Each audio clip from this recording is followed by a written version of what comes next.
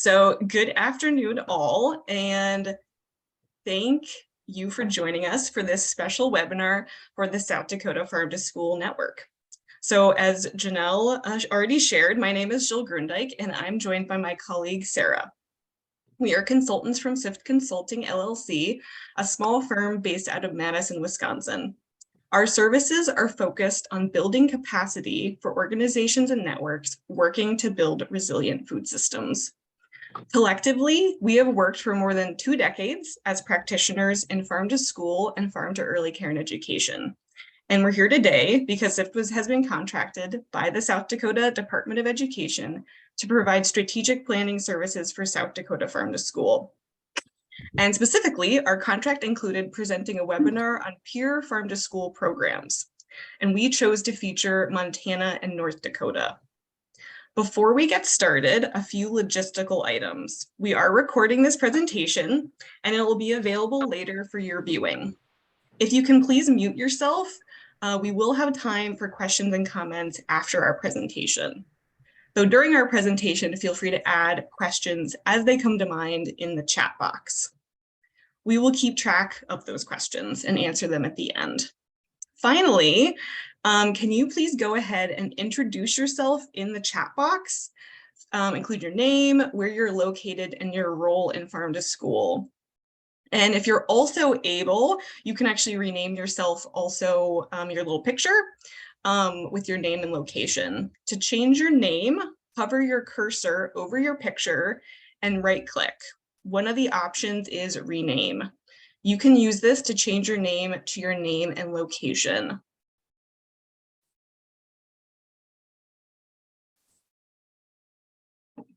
Okay, feel free to throw in that chat, your name, where you're located, and your role in farm to school. It'll be great for everyone to see who else is on the call today. Okay, so before we share out lessons learned from Montana and North Dakota's farm to school programs, we want to provide a brief overview of farm to school in general. There is not a one-size-fits-all farm to school program. Farm to school takes on many different forms and can be uniquely catered to meet your specific needs and circumstances. In general, there are 3 core elements of farm to school: school gardens, education, and procurement. To learn more about the basics of farm to school, you can visit the National Farm to School Network website, which Sarah will provide a link in the chat for. So as Anna mentioned, we are now presenting this webinar during the normally scheduled bi-monthly South Dakota Farm to School Network call. However, the invite was distributed pretty far and wide, and so we know some of you may not have previously joined one of these calls. So our first interactive poll question is, let me get this going. Are you a part of the South Dakota Farm to School Network? And I was seeing the answers coming in.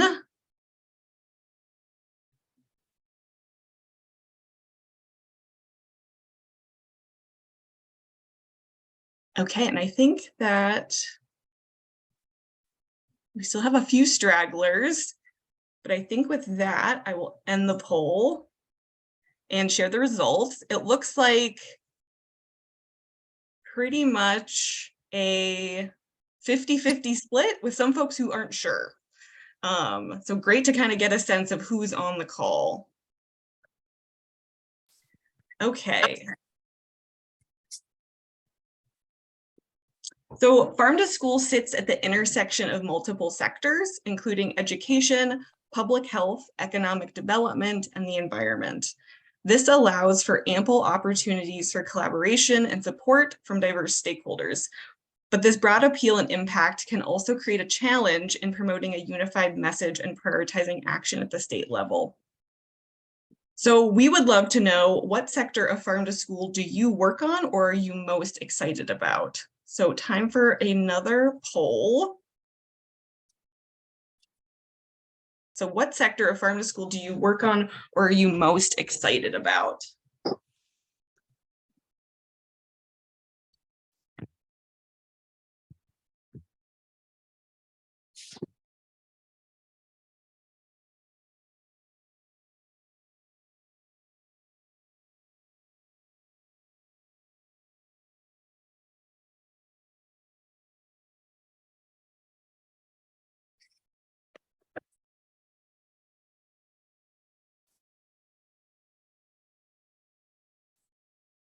Okay, looks like the participation is kind of leveled off. So I'm going to end the poll and share the results.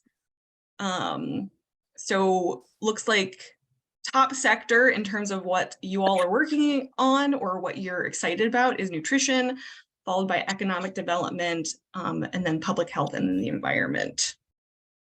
Great.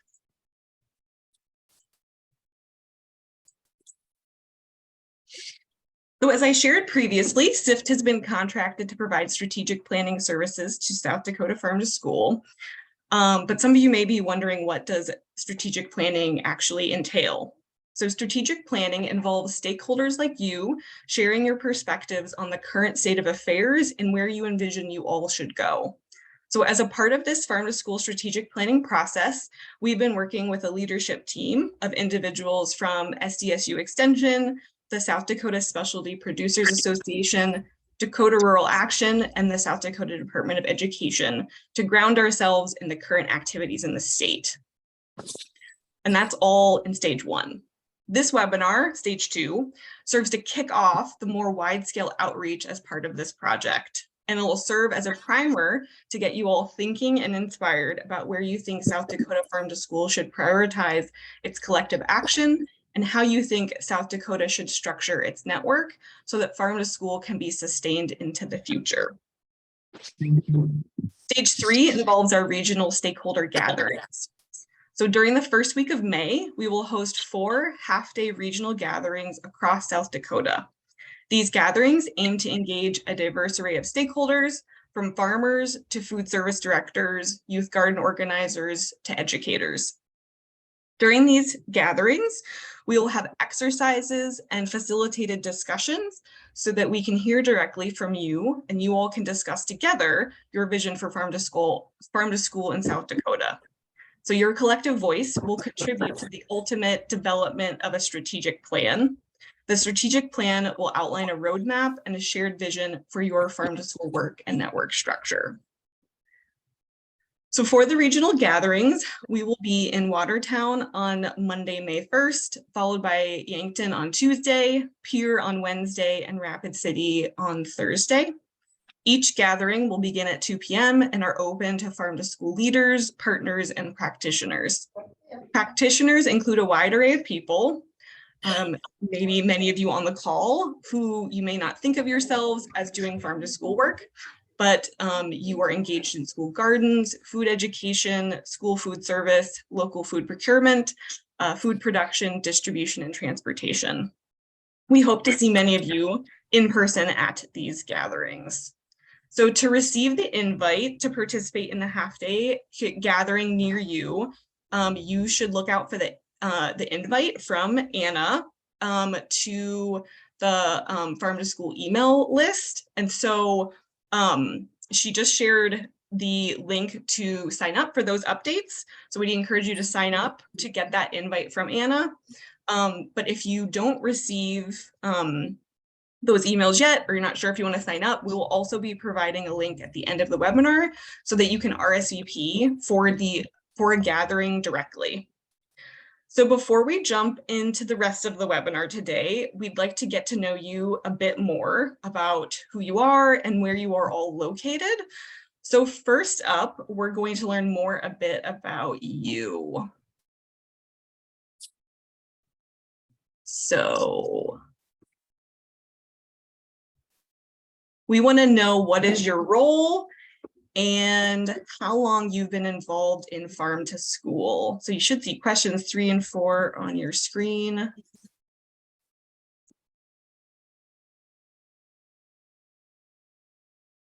And we recognize that maybe the roles listed won't perfectly encapsulate what you do. There are many different types of roles that are often engaged in Farm to School. So hopefully you feel somewhat represented by that list.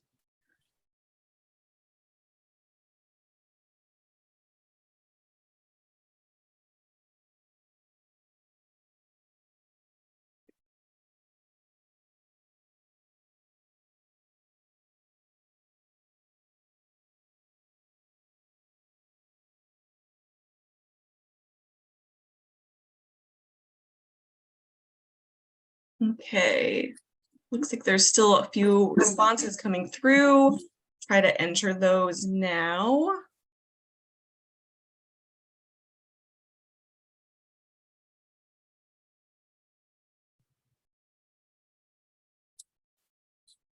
Great. So I'm going to end the poll and share the results. And so looks like we have quite a few, almost a fifth of you are food service staff. That's fantastic. We also have some educators, some farmers or farm workers, extension, government, nonprofit, lots of different folks on the call. And then many of you have been involved in farm to school for less than a year, about 58%, but then a good sprinkling of folks who have been involved longer than a year, including 4 people on the call who've been involved for 4+ years. This is fantastic. Thank you all. Okay, and so the final piece in terms of getting to know you all is we're going to hopefully do what will be a fun exercise. So we're going to have you mark your position on this map. So to do that, you'll want to find your Zoom toolbar, which is often at the bottom of your screen, and you should find a pencil icon that says annotate on it. And when you click on annotate, a little sub toolbar will pop up, and there's a stamp function with a check mark. So click on stamp and then click on the X and find where you are on the map, and please mark where you are. Ooh, and I'm seeing them pop up now.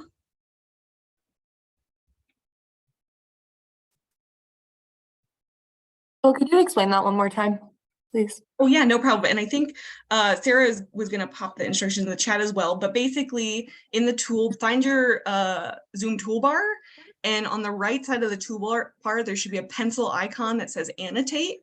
You click on annotate, and you find the stamp feature, and then grab that X. And then you should be able to click literally on the screen on the map of where you are. I'm seeing some people maybe using drawing functions, and that totally works for me.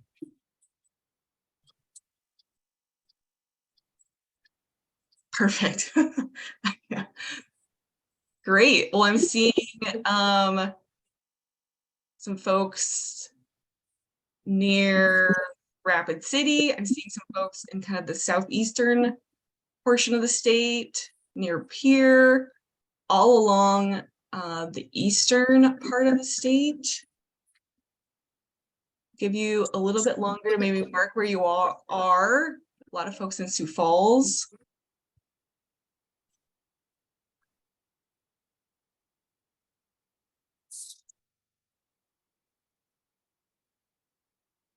Great.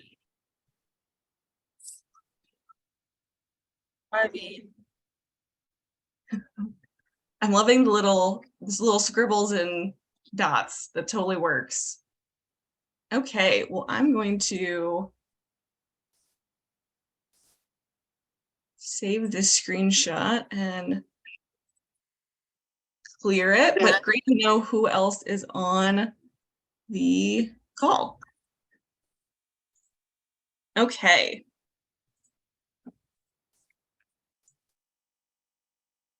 So as I shared previously, there is not a one-size-fits-all farm-to-school program. Oh, some of you are already still annotating. So you'll probably want to exit out of that annotate feature. There's a little red X in that toolbar. Thank you all. So as I shared previously, there is not a one-size-fits-all farm-to-school program.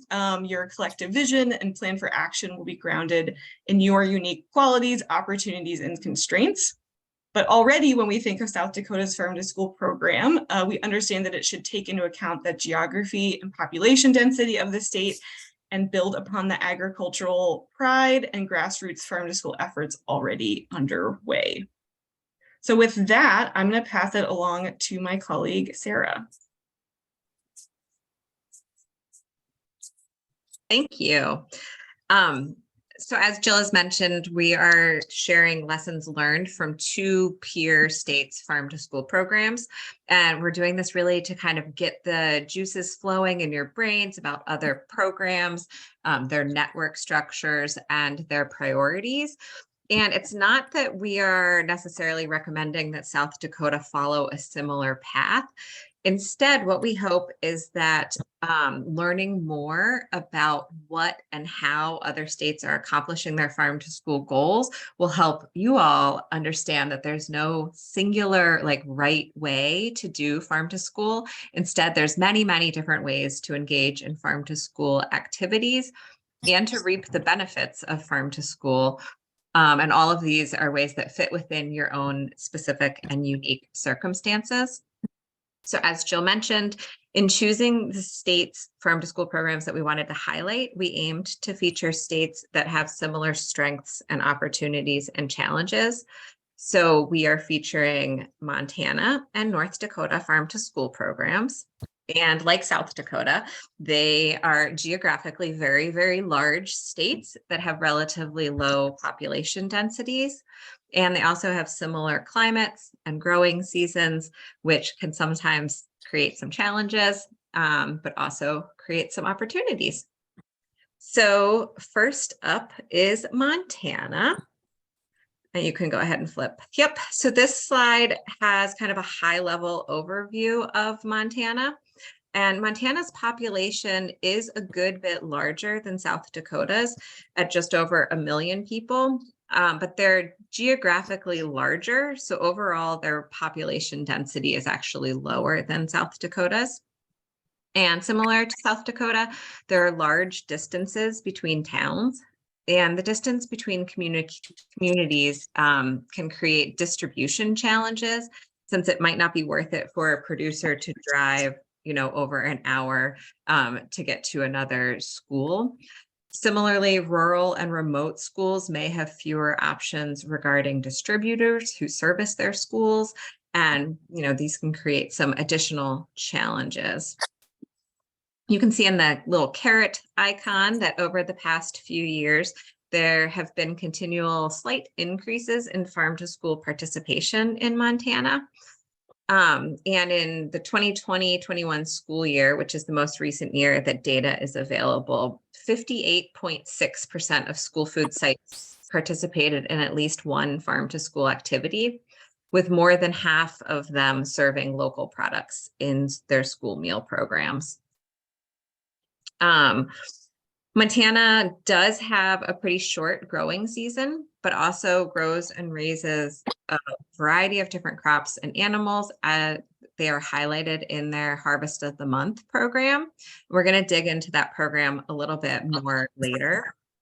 And it's also, I guess, important to note that there's a lot of kind of diversity in both geography, agricultural production, and also population density between the east side and the west side of Montana. And so this can also kind of lead to the fact that farm to school looks different in different places, and that is totally okay. So similar to South Dakota, Montana's farm to school program is organized by a leadership team. And the leadership team is composed of agencies and organizations who have a statewide focus and influence, and they've been identified as key players to the overall success of farm to school across the state. And the team is organized into working groups that meet quarterly. And the working group meetings are facilitated by their state farm to school coordinator. And their state farm to school coordinator is housed within the Montana Team Nutrition Program at MSU. And so the leadership team went through a 1-year strategic planning process in 2021, where they developed a unified mission and purpose and objectives. And this is what is guiding their work. Primarily, they use their state administrative expense, their SAE funds that are reallocated from the Montana Office of Public Instruction in order to fund their farm to school efforts.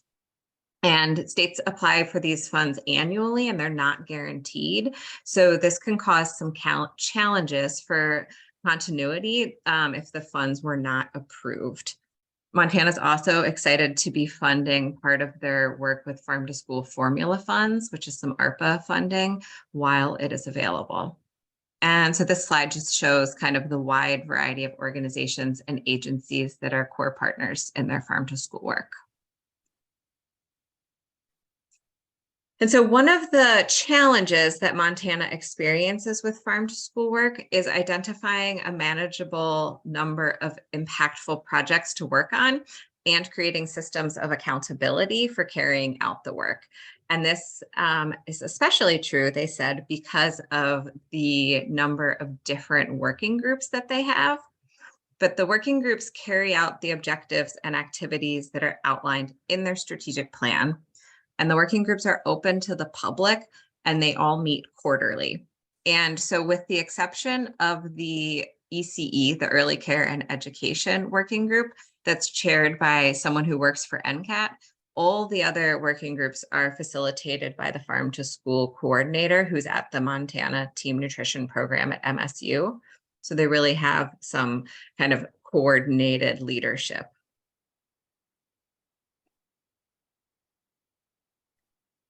Creating a shared mission and vision and strategic plan is really what Montana considers their like secret sauce around how they've helped take all these different partners and all these different priorities and really align into a more cohesive statewide program.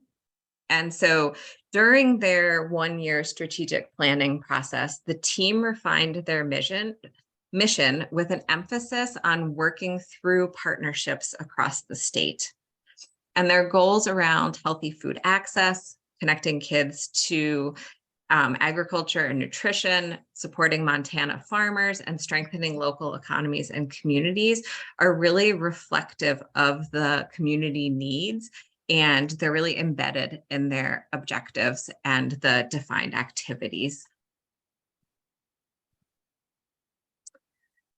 Montana's farm to school strategic planning process identified 3 primary objectives for the leadership team and the working groups to focus on.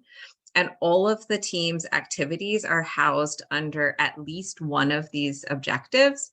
And that's one of the ways that they help keep the team on track and not, pursuing lots of different kind of disparate projects.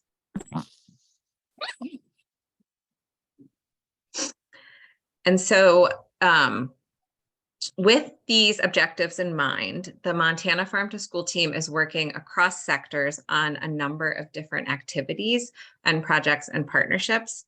And kind of similar to the leadership team in South Dakota, the Farm to School team in Montana serves as a hub for farm to school communication and outreach. They write and publish annual reports, which you can find on their website, and help share what's going on. They also regularly highlight farm to school success stories and maintain a wide variety of other farm to school resources. Also, similar to some of the exciting things that are going on here in South Dakota, in Montana, they host a number of events, including regular webinars on farm to school topics. Also things like really digging into grant writing or school garden education and tours in the cafeteria. They have this Montana Crunch Time event, which syncs up with the Apple Crunch events that are happening all across the country for Farm to School Month in October. And they also host a Bringing the Farm to School local producer training that really supports farmers, ranchers, food processors, and other local food businesses to learn strategies and the kind of specifics around selling products to schools and school nutrition programs. There's also just a lot of other resources targeting farm to early care, school gardens, K-12, farm to school, a lot of kind of general, like how to get started. So it's a really healthy and pretty large, extensive repository of information. There's just a couple projects that we wanted to highlight because there are some similarities with things that are happening in South Dakota, as well as some good potential opportunity.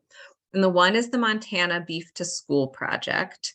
And this is a 3-year collaborative project between several Montana beef producers and processors, schools, as well as many different stakeholders. And we're excited to continue to learn about similar initiatives here in South Dakota. And it's exciting to look at Montana to see kind of what a beef to school program can look like when it really is a cohesive statewide program. In Montana, the project is really focusing on making sure that local beef is being used in every Montana school. The Montana Beef to School working group, you may have noticed in that early slide, is an actual working group of the Farm to School leadership team. And they have developed this moving forward, not quite sure if that sounds funny coming out of my mouth, but they've developed this moving forward case study report for tips and tricks on how to get Montana beef into the schools. And the report includes kind of protocols for schools and processors, as well as some case studies. And it really digs into like sourcing, the costs, specifics down to like what beef cuts make sense to use, and other kind of very key recommendations. And they have a ton of resources on their website, which is just the Beef to School Project website that we can look at as we work here in South Dakota. But 2 things, I guess, that I wanted to really highlight around this project. One is that it is definitely driven by partnerships and collaborations. And more often, these partnerships are with smaller producer associations. And especially in Montana, they have a lot of successful partnerships with different cattle women associations, the Montana Cattle Women Association, the Crazy Peak Cattle Women's Association, and also just smaller kind of community-based organizations.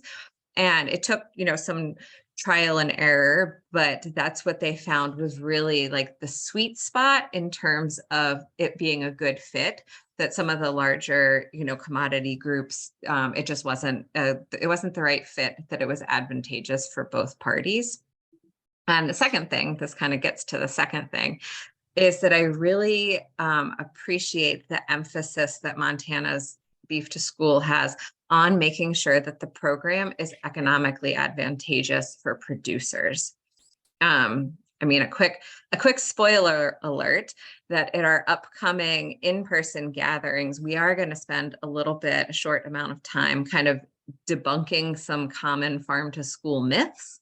And this is a big one, I think. There's this idea that producers assume that in order to participate in farm to school, that they need to donate their product. And so it's great to see some of the Montana resources really dig into how to make sure that it's economically viable for producers to participate.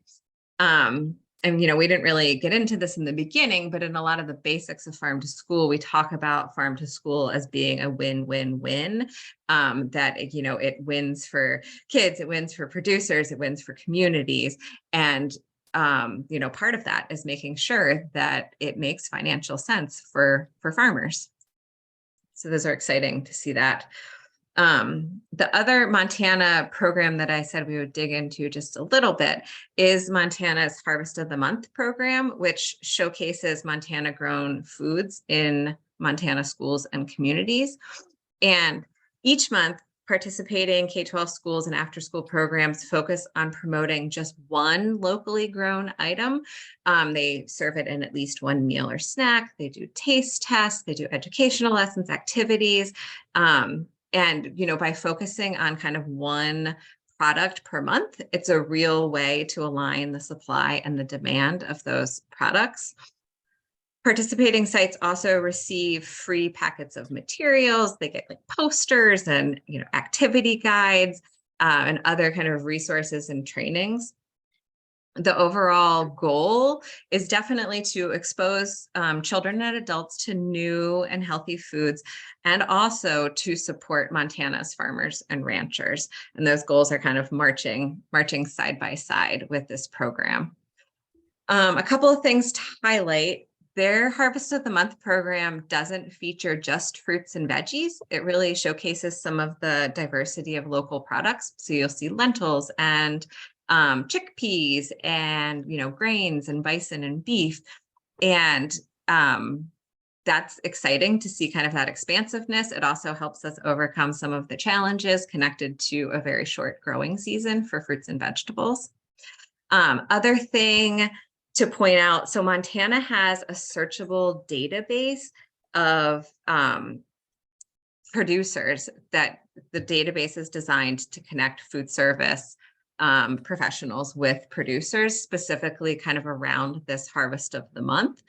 And I know one of the things that we often hear is that it can be very daunting for food service professionals to connect with producers. And that feels, sometimes a little overwhelming that they have to know who the farmers are. And so having a database like this really helps with some of that matchmaking. Oh, and Jill popped that in the chat there. So if folks want to check it out. I'm going at like lightning speed because we want to make sure we have space for questions at the end. But one of the other projects I wanted to mention quickly that they have just kind of recently been working on is a Montana marinara project. And this is housed under the Harvest of the Month program. And it's one of the specific project areas of one of their working groups. And so the Montana Marinara Project partners with the Northwest Food Hub Network and Montana's Office of Public Instruction to process and sell a marinara sauce that's made with Montana grown squash, onions, carrots, and other products. And the project really aims to support Montana farmers and bring this locally sourced marinara into schools, but it also provides a lot of kind of educational opportunities around food processing and season extension, and highlighting these like kind of non-traditional farm to school partnerships.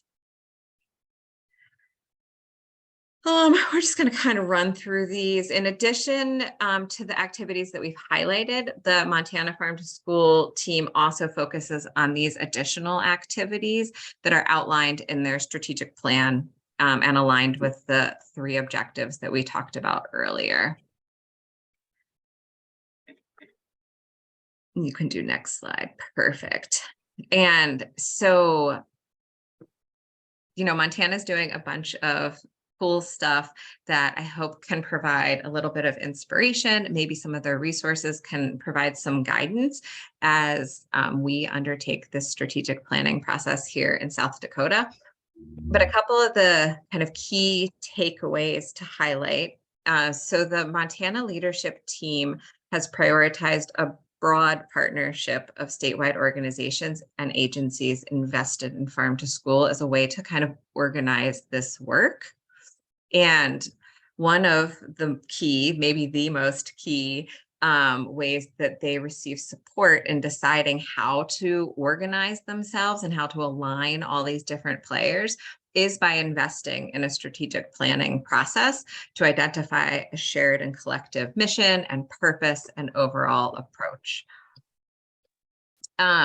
Their current approach, like including how they've kind of organized their priorities and objectives into working groups that are then open to the public, is a really interesting model because it allows both continuity and coordination like with the leadership team and across the leadership team, but it also ensures that there is like a very easy pathway for other people to get involved and for the public to kind of provide those feedback loops around farm to school activities and are the activities that we're engaging in meeting, the needs of our school food professionals and of our farmers and of our students.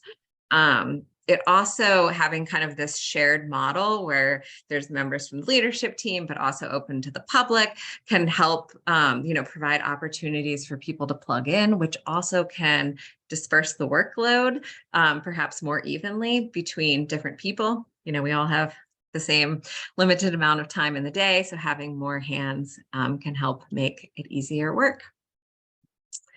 Montana also has very clearly made efforts to continually raise awareness around farm to school efforts. And some of that is with promoting and these kind of like branded events. So whether it's Montana Crunch Time or the Montana Harvest of the Month, or the Montana Marinara, this really helps increase public awareness and familiarity and then support for farm to school programs. And this kind of increased public awareness is one of those things that helps solidify farm to school as kind of a cohesive statewide program and not just like little individual initiatives. And ultimately, that public support is often what leads to more resources, whether it's staffing resources or financial resources that can help continue to promote the kind of long-term sustainability of farm to school. Montana also has built some of these non-traditional relationships, like the one that I mentioned with the farmer-owned Northwest Food Hub Network. And, thinking outside these boxes is really one of the key ways that we can make sure that farm to school really like fits the local landscape here in South Dakota. And so before we dive into just a very little bit about North Dakota, we wanted to launch another poll around which of these Montana initiatives would you be most excited to replicate in South Dakota? And sorry, is question 5, Jill? Yeah. Yes. Great. Oh, there we go.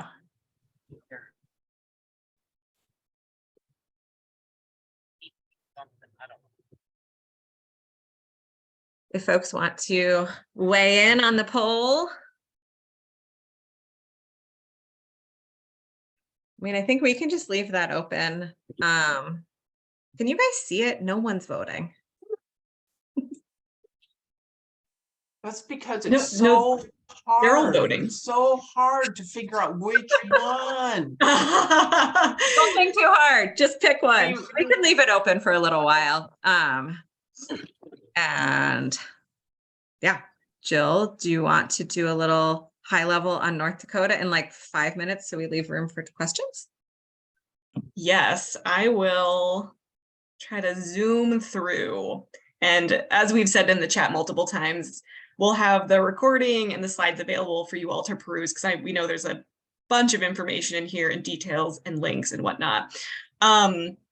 So the second state we chose was North Dakota to feature. Certainly there are a lot of similarities with South Dakota. So to jump into North Dakota, they do have an active farm to school program, but they do not have policy supports in place. I will say that the Department of Public Instruction, the Department of Agriculture, and NDSU Extension are all involved in the work. That being said, there has been a recent change in the DPI farm to school contact due to a job transition. North Dakota's farm to school efforts are primarily facilitated by their Ag in the Classroom program, of which we will primarily focus. Ag in the Classroom, if you're not familiar, is actually a national initiative, and it's implemented by state operated programs. And AITC seeks to improve agricultural literacy among pre-K through 12 teachers and their students. So it's all about incorporating agriculture content within the core curriculum of science, social studies, etc. So their Ag in the Classroom program is administered by their Department of Ag, and their Agriculture Commissioner appoints an advisory council to oversee the program. The council consists of 7 individuals, including 6 appointed council members and the Superintendent of Public Instruction. And you can see kind of the array of stakeholders that are involved in that council. And so funding for the Ag in the Classroom program is included in the Agriculture Commissioner's budget and includes approximately 100,000 per biennium, which is every 2 years, to develop and See that truck conduct. there? Excuse me? Oh, looks like yeah. And so, yeah, they have allocated about 100,000 per every 2 years to develop and conduct programs for K through 12 agriculture education. There's also this really awesome local foods map that they have included on their webpage, and it houses a directory of local farmers for easier connection with school buyers. So in acknowledgement of the time, you can kind of see a whole rundown of the different agriculture in the classroom activities that they engage in. I mean, there's grants, there's curriculum, there are professional development opportunities for teachers, and there's also grants available. Similar to many other states, North Dakota also participates in a couple national farm to school events, including the Mountain Plains Crunch Off in celebration of Farm to School Month. And I think what we would love to cover next is something that's very much their primary farm to school project right now, which is their Beef to School project. So this was a coordinated grassroots effort between the Independent Beef Association of North Dakota, also known as IBAND, the North Dakota Beef Commission, the Department of Ag, and the Department of Public Instruction. And so this pilot began with IBAND members figuring out how to donate beef to their children's schools. We've really heard over and over again that it's often driven by beef to schools driven by farmers who want to see their kids eating local beef. But so basically that kind of efforts from IBAND members very much aligned with some larger school districts experiencing beef supply chain issues. And so after a lot of organizing, demand for local beef grew across the state.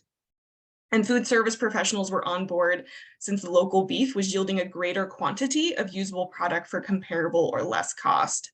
And so North Dakota schools use about 400,000 pounds of ground beef annually. So this is to kind of call back to what Sarah is mentioning. This is truly like a win-win for farmers and schools and for our communities. But this local beef, because it was leaner, schools were able to use a greater quantity of the product, which made it very economical. So the beef was, the pilot supplied beef from various producers and USDA licensed processors to 75 schools. And in short, it was a hit. And so the pilot project provided a lot of resources to both producers and the food service personnel, and kind of building on that success, IBAND plans to keep growing this program. And so the main takeaways for North Dakota are that North Dakota has seen a lot of success using an established funded program like Ag in the Classroom. And once again, we're seeing the success of a Beef to School initiative. And that was really driven by a diverse group of different stakeholders. And it was also very much having the farmers driving the initiative and being collaborators and partners in it was essential. So I think we're still doing good on time.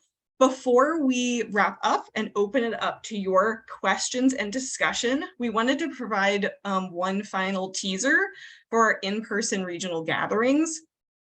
And so we will be in these locations across South Dakota on these dates from 2 to 6 p.m.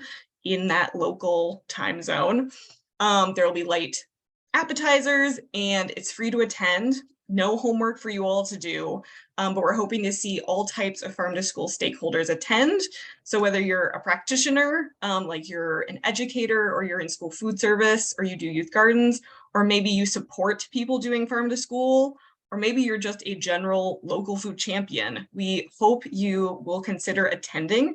We will put the RSVP link in the chat. And you can also expect the invite to come through the Farm to School Network list, the email list. So with that, and to help us plan and facilitate impactful regional gatherings, we actually want to get just some quick, short answers on some key questions. So we will not share the results of these polls immediately during this webinar, but we will use them to hone our exercises and our discussion prompts. So I'm going to launch the poll. And so, yeah, we want to know what you think South Dakota's Farm to School, what is South Dakota's Farm to School's biggest challenge, the biggest strength, and what do you need in your work to meet your Farm to School goals? So we will let that stay open. And I think that we can leave that open, and I will just thank you all again for providing your input and participating today. And we hope to see many of you at the regional gatherings. And so I think with that, as I said, please, if you feel open to it, answer those poll questions. Otherwise, you can put your questions or comments in the chat or unmute yourself. And just because it is such a key question, in the chat, Carla asked if the regional gatherings are for farmers and producers as well.